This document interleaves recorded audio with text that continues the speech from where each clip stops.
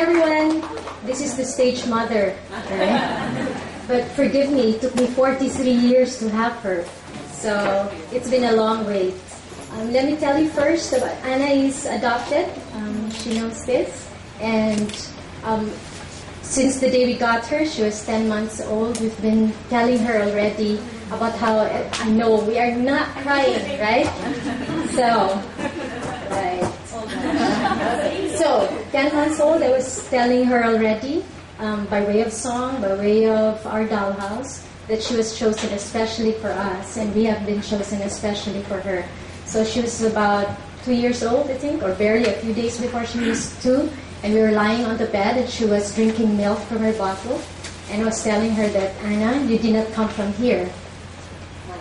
Tommy, you came from here, I said. And she raises her bottle from her lips, and she says, boobs. So it takes a village to create this kind of a mistake, see? Because I didn't tell her this. But the name Anna has been especially chosen for her. We've prayed about the name. If I had the choice, I would name my daughter something really original, not something you'd find in a keychain like Janet, So I was thinking something really fancy. And while we were praying for a name, a few months before we got her, God impressed on my mind the name Anna, which is the strangest thing.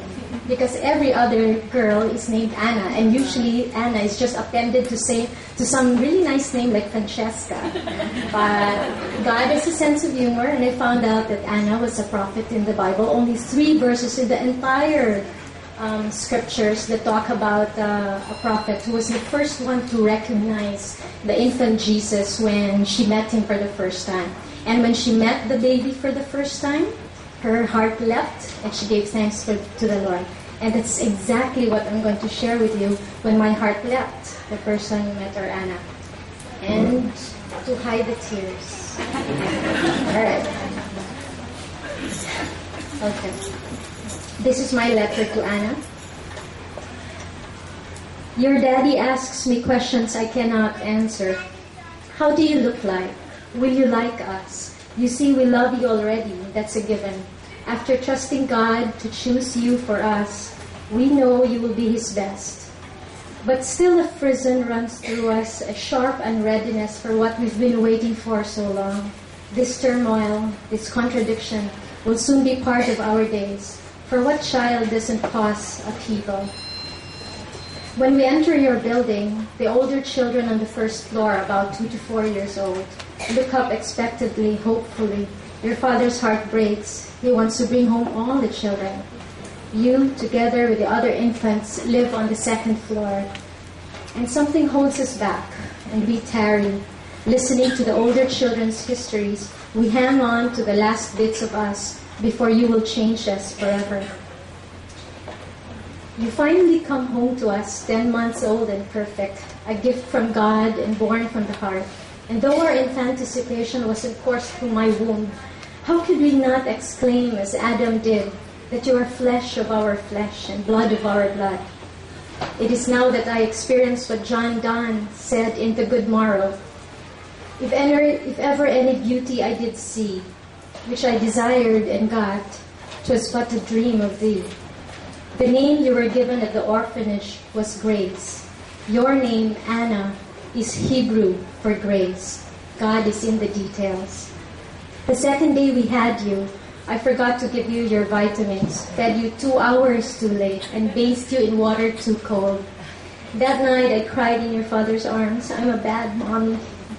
What made me think I am able to nurture and care for another life? In C.S. Lewis's Prince Caspian, when Aslan asks Prince Caspian to rise to his leadership, the boy says, I do not think I am ready. And Aslan replies, it is for that very reason that I think you are. I'd like to own that truth in your father and me. It is humbling, overwhelming to be your parents. The more we read on parenting, the more we realize how inadequate we are, how much we do not know. All we have is this certainty that will make us want to be better people. This time, we aren't just living for ourselves, we are living for you. A few nights ago, while I was singing you to sleep, the light of a star filtered through the trees, and it hit me.